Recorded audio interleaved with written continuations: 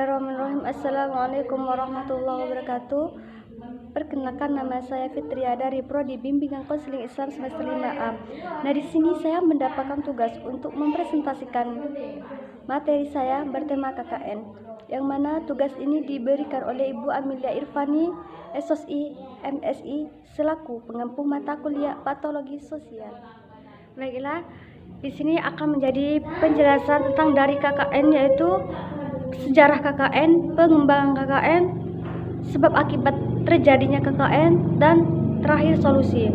Nah, sebelumnya saya akan menjelaskan apa itu kepanjangan dari KKN. Kepanjangan dari KKN di sini yaitu KKN yaitu korupsi, kolusi, dan nepotisme. Di sini saya akan menjelaskan dulu tentang pengertian dari korupsi. Korupsi menurut ilmu politik didefinisikan sebagai penyalahgunaan jabatan dan administrasi ekonomi atau politik baik yang disebabkan oleh diri sendiri maupun orang lain. Sedangkan menurut para ahli ekonomi, korupsi merupakan sebagai pertukaran yang menguntungkan antara prestasi dan kontrapesi, imbalan materi atau non-materi.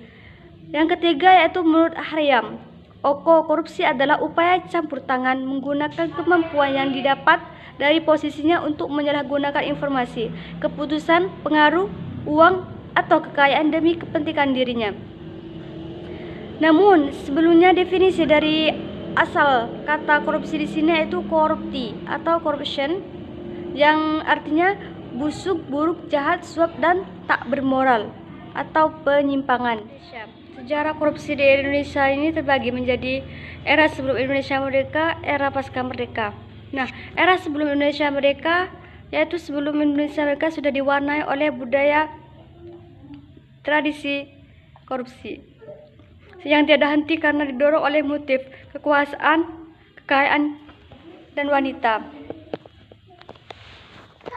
Selanjutnya, perilaku elit bangsawan yang korup lebih suka memperkaya pribadi dan keluarga. Yang ketiga yaitu gejala korupsi pada era sebelum kemerdekaan masih didominan oleh kalangan raja, sedangkan rakyat kecil nyaris belum mengenal dan memahaminya.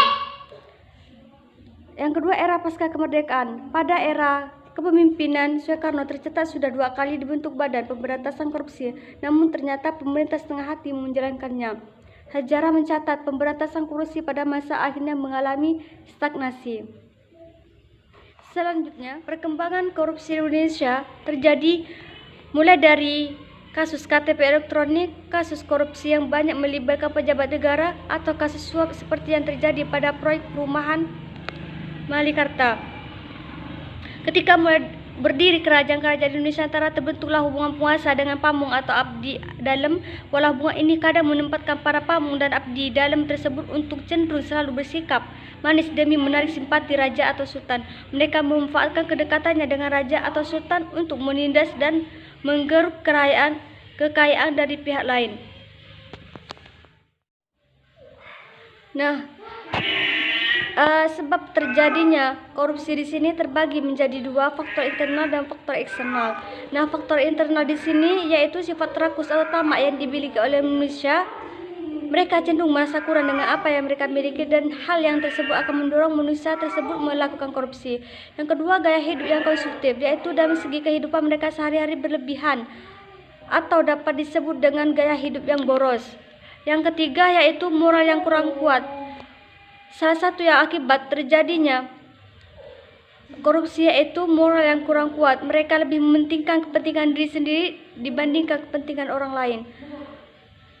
Yang selanjutnya, faktor eksternal. Nah, faktor eksternal di sini terjadinya korupsi di sini yaitu faktor politik, faktor ekonomi, faktor organisasi, dan kepemimpinan. Nah, akibat dari perbuatan korupsi di sini yaitu pertama, biaya akibat korupsi atau corruption yang tinggi terbukti menghambat dan mendistorsi pembangunan politik ekonomi. Yang kedua, perilaku korup menimbulkan efek sistem yang berbahaya. Yang ketiga, konsekuensi ekonomi akibat korupsi bersifat meluas. Yang keempat, implikasi korupsi mengarah kepada monopoli politik kurang akuntabilitas.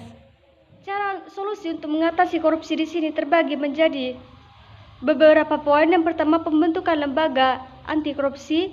Yang kedua, pencegahan korupsi di sektor publik. dengan mewajibkan pejabat untuk melaporkan harta kekayaan yang dimiliki.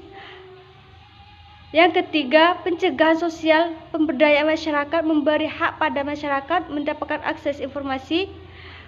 Yang keempat, instrumen hukum pendukung pencegahan dan pemberantasan korupsi. Yang kelima, kerjasama internasional dengan negara lain maupun dengan internasional. Nah, selanjutnya yaitu yang kedua, poin kedua, pengertian kolusi.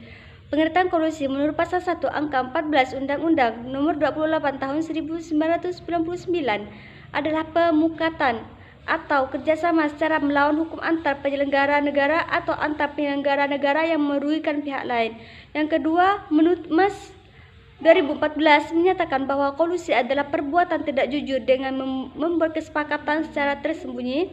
Yang ketiga yaitu Makmur 2019 menyarankan bahwa kolusi adalah suatu tindakan dari kedua belah pihak untuk menciptakan kesepakatan yang sesungguhnya bertentangan dengan etika. Terkait perkembangan dan sejarah kolusi di sini, saya sudah mengaitkan dengan sejarah korupsi di Indonesia.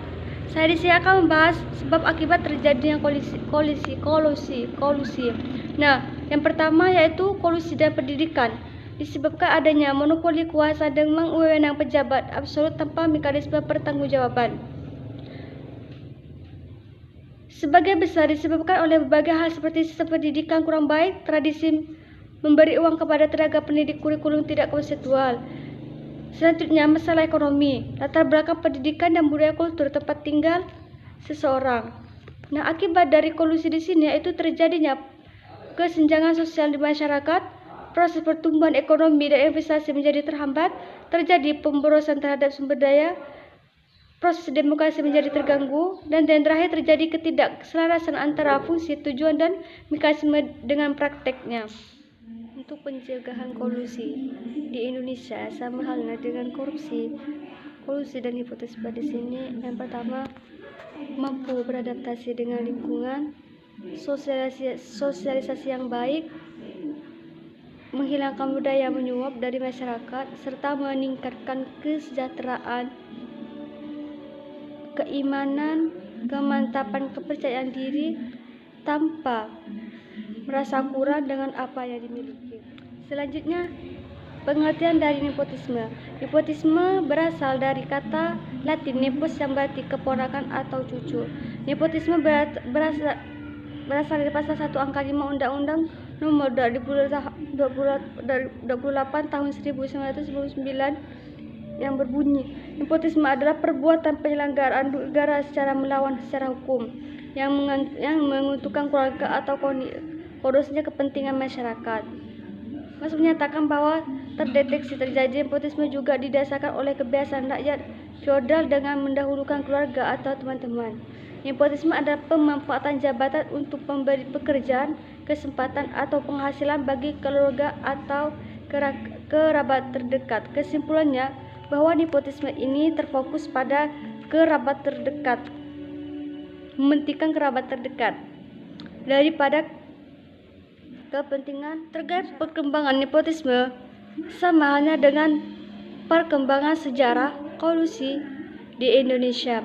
Nah, sekarang sebab terjadinya nepotisme di sini yaitu sikap sungkan secara sosial pada orang lain, kurang mengedepankan profesional, kurang mampu menjalin relasi kesepakatan dengan orang lain. Nah, akibat dari nepotisme di sini yaitu kinerja yang tidak jujur, kurang mampu menciptakan iklim kerja yang profesional. Selanjutnya, apa solusi dari nepotisme atau pencegahannya? Di sini ada beberapa pencegahannya, yaitu memperkuat keimanan dan budaya malu, melakukan evaluasi kompetensi, sistem penggajian yang layak, penegakan hukum secara tegak, kesadaran kolektif, dan kontrol publik. Cukup sekian penjelasan dari saya. Wassalamualaikum warahmatullahi wabarakatuh.